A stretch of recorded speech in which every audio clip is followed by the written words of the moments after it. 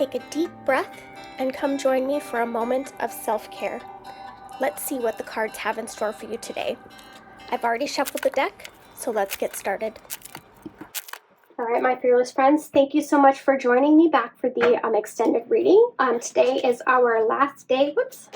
Today is our last day with the CPT deck, and we have been clarifying the messages from the Cognitive Behavioral Therapy deck with cards from the Tarot of the Divine and cards from the Inner Child Oracle deck. So starting with the Tarot of the Divine, that one wanted to come out.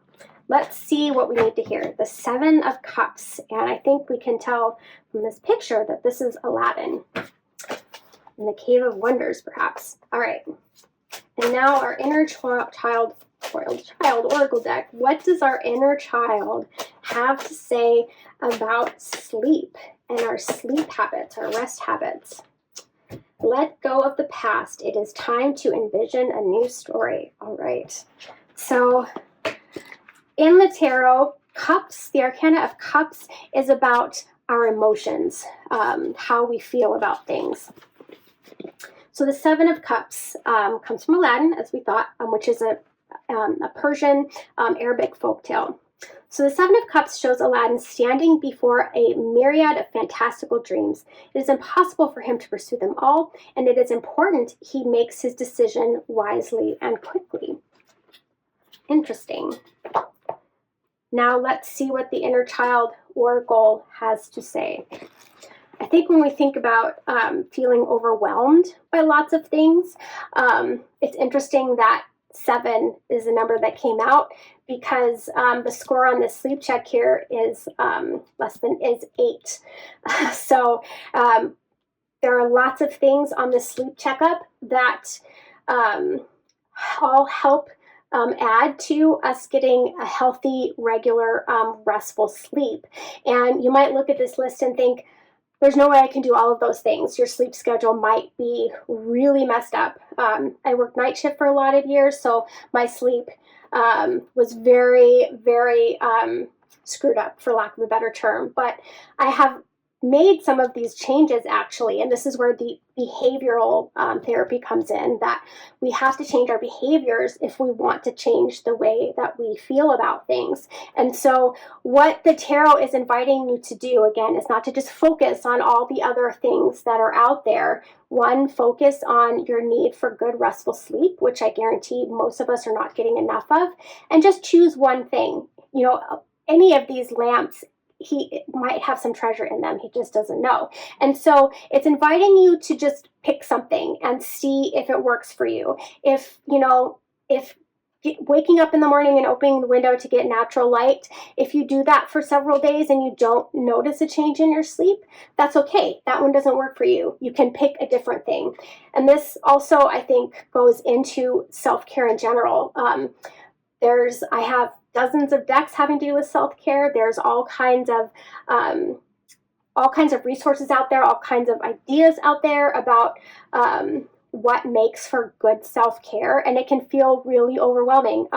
Certainly for myself, I can say it felt really overwhelming for me when I first started on this journey, because it seems like if you look at your life, there's so many things that I need to change. Like, there's so many things that are screwed up. But just choose something. It doesn't matter what you choose. It doesn't matter what order you choose it in. Just choose something to work on, and then just see what happens. And if it doesn't work for you, you can leave it behind. If it resonates with you, if you do find that it makes a big change, then you know that that's something that you really need to focus on and give your time and attention to. So really nice message here about not only what we need to change, but how we go about changing those things. You know, how do we change the behaviors in a way that are really going to reflect positively and give us good returns, and are not going to be a waste of our time, so to speak. So now let's see what the inner child has to say. Let go of the past. The past is a complex thing. It can hold for us all the core elements of who we have come to be, our very essence and identity. Sometimes we can be conflicted about our story and how it has unfolded. Maybe we identify with one aspect more than another, or maybe we have rejected the past completely. However it may be, How we view the past can have a drastic impact on how we view the present. If you have pulled this card, then it may be time to look at how your beliefs about the past might be shaping your actions in the present. Inner work exercise. Ask yourself if the past has created an identity that you no longer wish to claim. Is there a label that you or others have placed upon you that is no longer serving you? If your answer is yes, then responsive journaling might be good to help you work through this now. So here's a journaling prompt. Ask yourself how this label came to be and how you might be able to release it.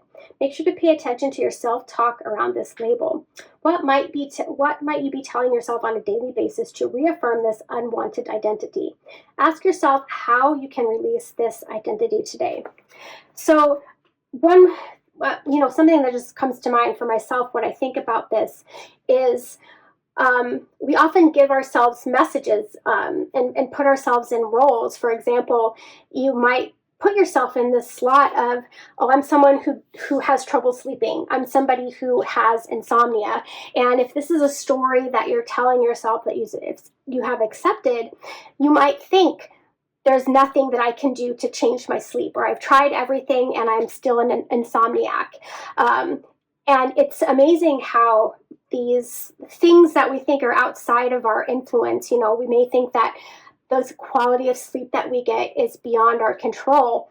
When we really start to look at what objectively makes for better sleep, just for an example, we might be interested to find how many of those things are really within our control and are truly choices that we're making. And so the tarot is showing us that there are maybe lots of things that we're doing that have a negative effect on our lives, and we're doing them subconsciously and we have no idea about them.